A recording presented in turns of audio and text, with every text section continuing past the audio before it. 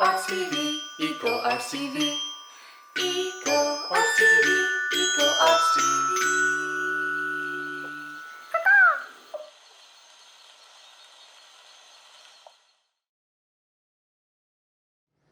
Hello, I'm Ashley Mazanik, and this is Britta Nancarrow with the Let's Talk About the Weather podcast. This is EcoArts TV, a project of EcoArts Foundation, and today we're taking a look at ecological regeneration via the arts. We engage a diverse audience from university students to international eco-artists via creative events and educational content. On this episode, we're adventuring with 3 different filmmakers to take a look at different ecological solutions around the globe. This is fantastic. Well, thank you. My cat couldn't be here. Well, speaking of cats, we've got Chris Wolf on the show today to explore adventure hydrology. Hydrology is the science of water on Earth, and it's our most important resource. Chris Wolf will share with us all about our beautiful blue planet that we call home through the lens of adventure. I'm Ashley Mazanik, and I'm here with Chris Wolf, the one and only adventure hydrologist. And this is EcoArts TV. Yeah, it is. Ooh, that was cool.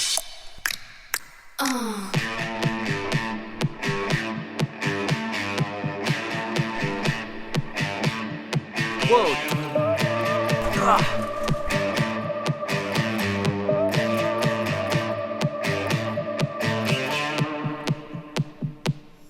Welcome to Adventure Hydrology.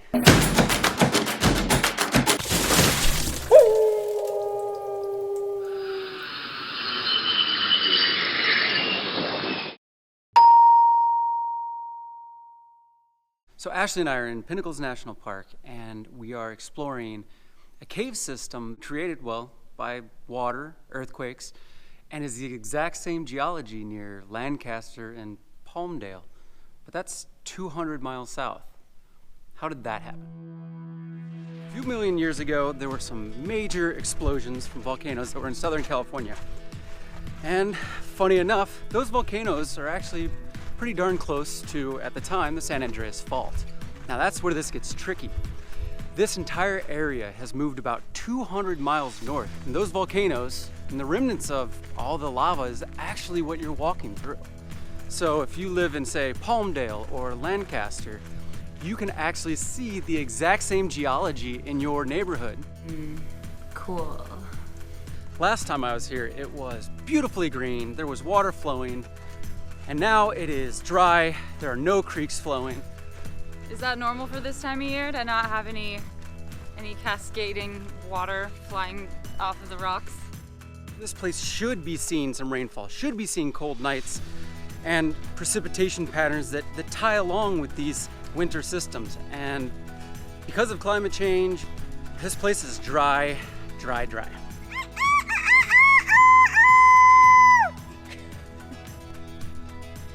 We just read a bit about the oak trees and how they actually withstand pretty serious droughts. So you'll find a lot of oak trees in this area. Worth noting is it was only a couple of years ago that we did find evidence in tree ring cores that California is in the middle of the worst drought that it's seen in 1,200 years. So we actually do see a pattern that's happening that's much bigger than a seasonal change or a year-to-year change, but an overall pattern of dryness. It's a problem. But not if you're an oak tree, hopefully. So this massive boulder behind me is actually the roof cap to the entrance of Balcony's Cave. So these caves are created by water, rockfall, and essentially earthquakes create these neat roofs. But when you go in these caves, you really need to bring a light because it's gonna get dark. So over thousands of years, running water slowly eroded this little canyon that we're walking. These deep, narrow chasms would capture these boulders when they fell. Hold on, I gotta go dark. Cell phone light, cell phone light. Gonna leave the audio running. Probably not gonna be able to see us much, but we'll just kind of explore this cave, try to find our way out. Again, this is shaped by water. It's all rockfall. So this roof, big blocks, earthquakes, cave system. Boom. So the Park Service will close this cave in times of rainfall events because this thing is a flowing beast. So the temperature is totally different than outside. It's a bit cooler, and actually a bit warmer though. I don't know.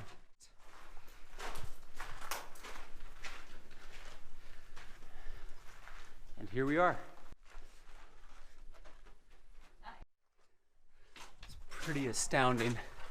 Last time I was here, this entire chasm was flooded. It's actually about knee-deep water. Pretty crazy, right?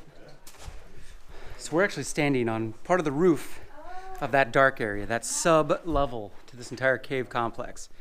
Pretty neat, because right beneath our feet, even though you don't know it, is an entire ecosystem full of bats, full of cave dwellers, and this is also a corridor for animals to move through. So coyotes, raccoons, creatures that live here in Pinnacles National Park.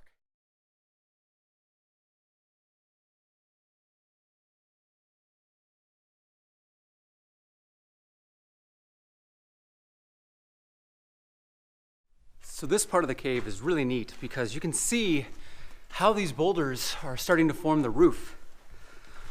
Over time, they'll fall down and create these little things you have to crawl through.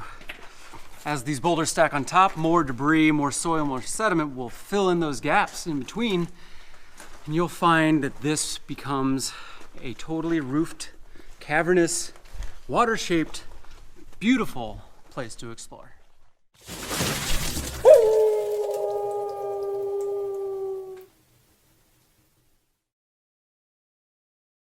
And we're back here on EcoArts TV.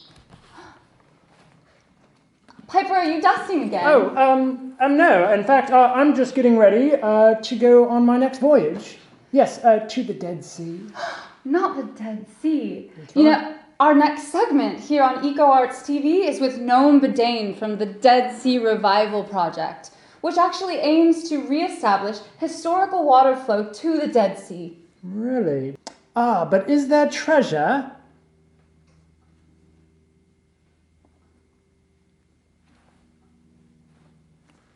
Wait and see. Oh! In order to see the Dead Sea, we have to look up north. North is meaning restoring the Sea of Galilee, the Kinneret, what's so called, the Jordan River. That's basically the focus is restoring the historical flow. לכן הפתרון חייב להיות חלק בלתי נפרד בשיקום ממקורות המים ההיסטוריים והלאומיים של ישראל, שזה נהר הירדן, הכינרת, וזה הפתרון שאנחנו אמורים לדחוף יותר ויותר להצלת ים המלח. נועם בדין, אתה תמשיך כמובן לתעד ולעקוב, וכשיש דברים מעניינים תבוא אלינו לשתף גם אותם. תודה רבה רונן. תודה רבה לך. Since April 2016, I've been documenting the Dead Sea like never before. This is the purpose, is to touch people visually, seeing the treasures of the Dead Sea, learning about it. My purpose is to educate and to inspire to have an act about that as well. Noam Bedain, founder of Dead Sea Story, is on a mission to show the world how drastic changes have become. He ventures onto the waters twice a month to document the morphing landscape through photography and 360-degree video to create a virtual reality experience, which he exhibits abroad to raise awareness. This salt formation behind us, a year ago, was almost completely underwater. בעצם זה ציר זמן הראשון של שנה, לפני ואחרי מאפריל 16 ל-2017. ניתן ממש להמחיש מקרוב, כפי שעולמנו נעשה בעבר, את השינויים הדרמטיים שקורים במקום הזה. This is our challenge today, is to create a global supporting community behind this cause, looking into the future for healing, for saving the Dead Sea. So you'd say this is sort of a PR project to save the Dead Sea? For sure. We call it environment advocacy and education. That's our challenge today, is to educate the next generation with environment advocacy tools. יהלום מלח, אני עוד איתנו שמישהו בכלל ידע שיש דבר כזה, In the past few years, Noam Bedain has gained a rich, state-of-the-art visual archive from the lowest place on Earth.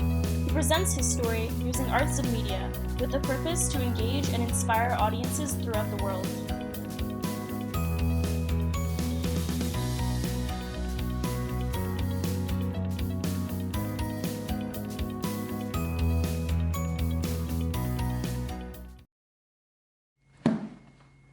Hello, this is EcoArts TV. Piper, where are you off to? What does it look like? I'm off to a Hawaiian cruise. Wow. Is that reef-safe sunscreen?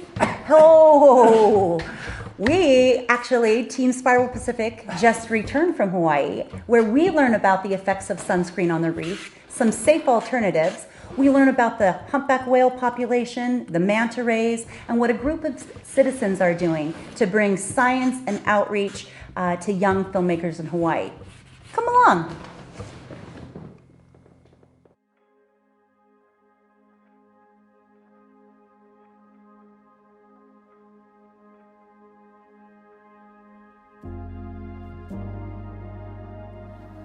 Spiral Pacific is a dedicated team of scientists, educators, and film professionals working together to foster conservation of the threatened ecosystems throughout the Pacific. Our mission is to explore connectivity in the intertwined marine habitats around this vast ocean basin. We shed light on human-caused stressors that are creating a downward spiral in ocean health. Taking a solution-based approach, we seek ways to mitigate the damage humans are causing to this beautiful natural world. We believe that with conscious choice and a monumental shift in behavior, we can all do our part to help the oceans recover. We're here to usher in a blue revolution.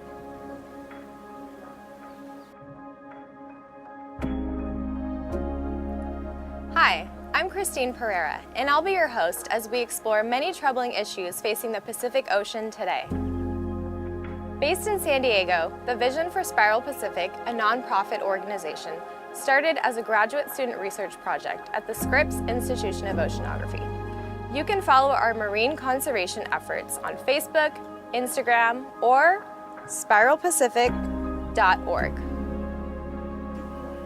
In this special episode for EcoArts TV, our team heads to Hawaii, where we'll look into how the manta ray and humpback whale populations are doing. We'll also look at the state of the coral reef off of West Maui, and we'll link up with like-minded groups who support our conservation efforts. On our first stop in Maui, we check in with a company that is harnessing sunflower power to revolutionize the development of culinary oils, fuels, and sunscreens. We pair up with a team of young conservation filmmakers to glimpse island challenges through their lens. Engaging today's youth in environmental issues is one of Spiral Pacific's core principles. Pacific Biodiesel is a company formed by Bob and Kelly King, green innovators who wanted to offer people an alternative to the harmful diesel fuel that people commonly use on Maui to meet their energy needs. What about the emissions and using biodiesel? Are there less emissions? How does that work? So the emission side of it is the great part. Because it's a pure new oil, biodiesel, way less toxic emissions, maybe 90% less of a lot of the emissions that diesel fuel gives off. And the carbon, it's carbon neutral. So as far as greenhouse gas goes, this is all current carbon that is taken in by the plant and emitted by the engine. Nothing is added to our environment. So this is not going to affect climate change the way fossil fuels are. Pacific Biodiesel also has a campaign known as Leaf to Reef. I asked Kelly King what the campaign entails and the significance of it to the cause. So what does Leaf to Reef mean? Well, in the biodiesel world, it means that we are producing a fuel that's completely biodegradable, that is less toxic than table salt. And so if anything happens, if you're using biodiesel in your boat and anything happens, you have a spill or something, there's no cleanup required. It's not going to kill any fish or any birds or anything. It's not going to kill the reef. And actually, in the early days, biodiesel was actually used as a cleanup agent for petroleum spills. I haven't heard of anyone doing that since, but that's where we're hoping to get more of this fuel into the marine environment.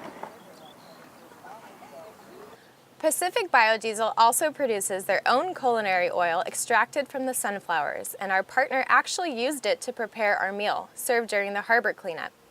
This is a great example of full circle sustainability. They grow their own sunflowers to make cooking oil, and then the used oil can be recycled to make biodiesel. Cynthia Matsky, the founder of Spiral Pacific, then had a chance to talk to the students of the Maui Huliau Foundation about what our transmedia project entails.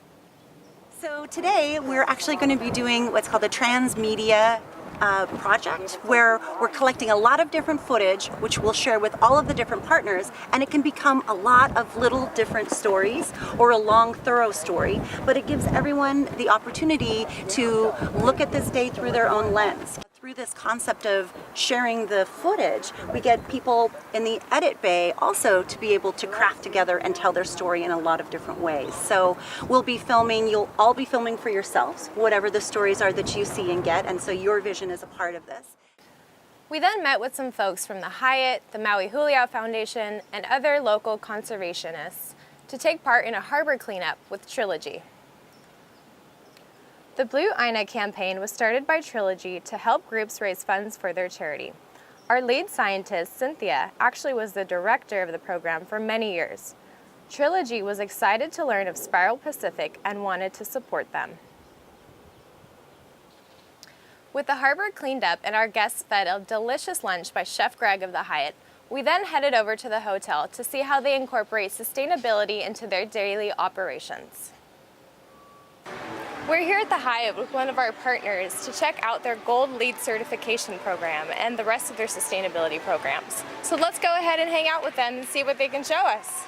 In Hawaiian culture, we use the word ahupua'a, and that was like our lifestyle. The ahupua'a was what we called utilizing all our resources from the mountain to the sea. So it was in our culture to continually perpetuate our land and reuse our resources and only take what is needed. So now that we've turned into this wine renaissance and we have more local people involved in our community and saving this precious place that we call Hawaii, we are reusing and reducing our carbon footprint and spreading the word. As a local girl in Hawaii, I'm honored to be part of our green team and be a voice to be sustainable and change the world. So the Hyatt has an amazing recycle program in place, from donating food. It's part of our waste diversion. So one of the biggest things that we have a directive from corporate to manage our waste, our food waste. So what Chef has done is partnered with Halekaukau. So he's helping us divert our food to feeding the homeless.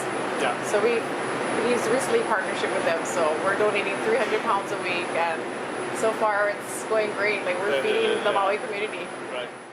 To supplementing their power with their own solar panels on the roof, water conservation, and recycling of their paper products. It all helps make a difference.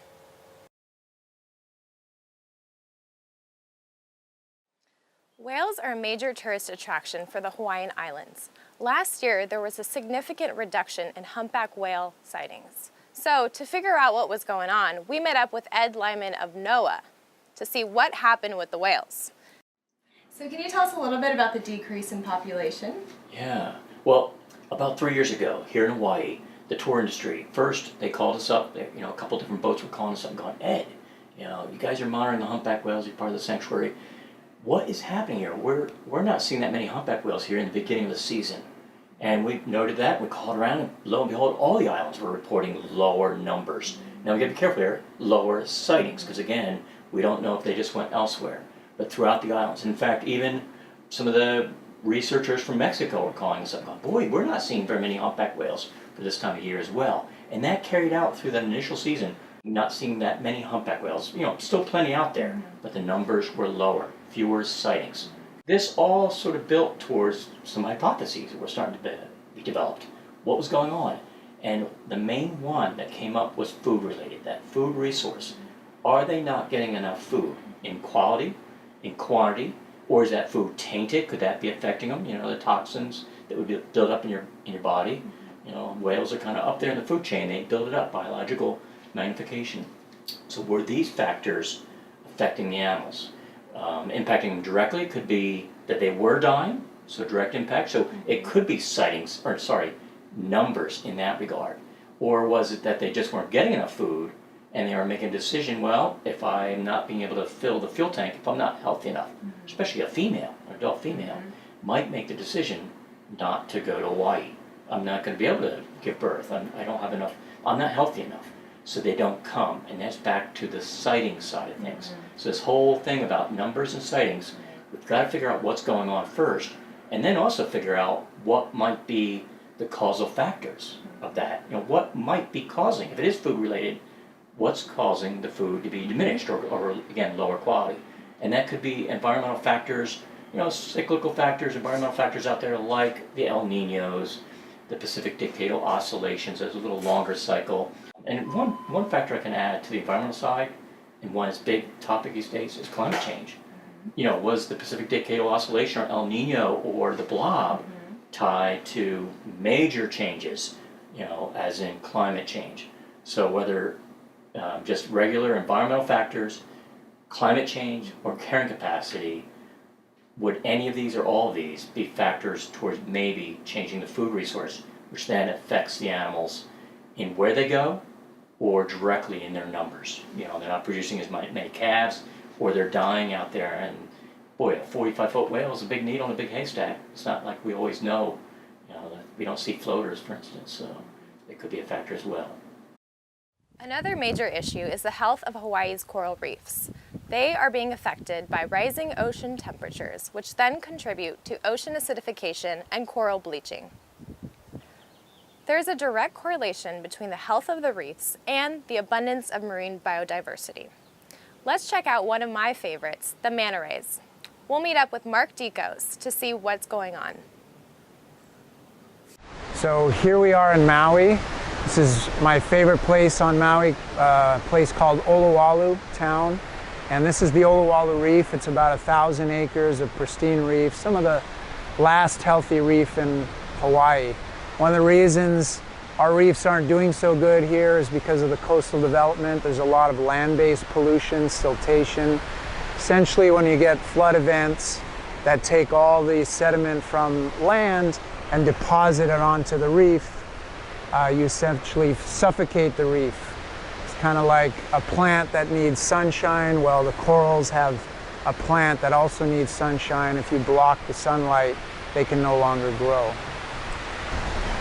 I've been studying the manta rays here at Olowalu for the past 10 years, and the catalog of distinct individuals, we know the individuals by the spots, the distinct spots on their belly.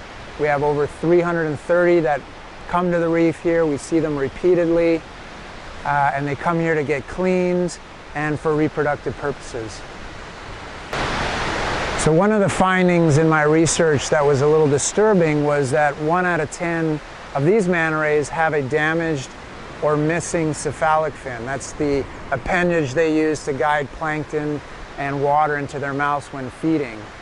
And what it appears is that when they encounter fishing line, probably from coastal fishing in the shallows at night, they don't see the line. When they hit it, they close those cephalic fins and begin to barrel roll, essentially just wrapping themselves tight into that line.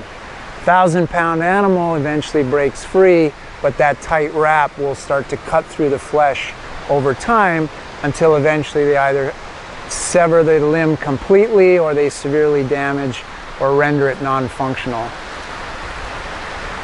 So Olowalu Town, where we're standing right now, is extremely special and unique. It has a tremendous amount of cultural history, and it's got this amazing 1,000-acre reef that's really one of the last healthy reefs left in Maui. And the decisions we make in the next few years will determine the fate of that reef and of the manta rays. So it's really interesting what direction we'll go in. We know the history of building coastal communities adjacent to reefs. The reefs have suffered those consequences. So even in the face of fishing threats, entanglement threats, and coastal development, which threatens the habitat, I'm very optimistic because there's a new dialogue going on in Maui and around the world. A lot of it is community-driven, grassroots efforts where communities are getting together and deciding to take responsibility, empower themselves to bring back their marine resources. And that's what we're having here in Olowalu and other marine communities. So that's exciting. The technology is changing and allowing us to put these satellite tags and really get a fine resolution on habitat use and spatial use and identify those key habitats that we need to protect so the manta rays can thrive. So I think it's a great time to be doing the research, to be involved in conservation. There's certainly a huge number of challenges, but there is a momentum that's looking very positive, and I look forward to the future. A lot of people ask me how they can get involved. Not everybody is a scientist, not everyone's a researcher. There's a lot of different ways you can get involved. You can visit our website, www.hammerinhawaii.org, and you can look at information on our volunteer programs, our internship programs. We love to do outreach with communities, but just get involved, ask the questions, find out what's going on in your community, and trust me, there's a million different ways that you can contribute to conservation, help scientists that are extremely valuable.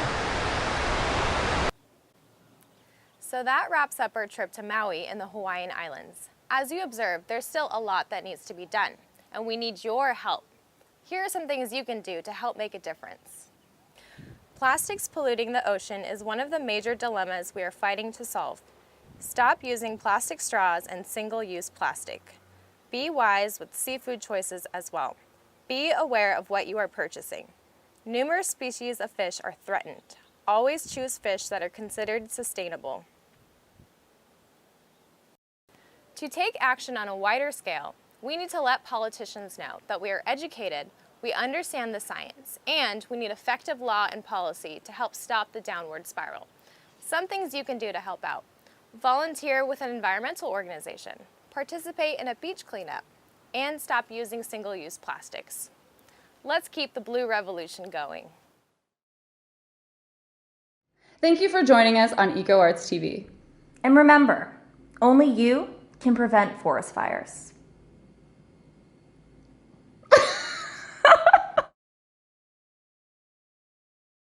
Chirp, chirp, chirp, chirp, chirp, chirp, chirp, chirp, chirp, chirp. Meow, meow, meow, meow, meow, meow, meow, meow, meow, meow.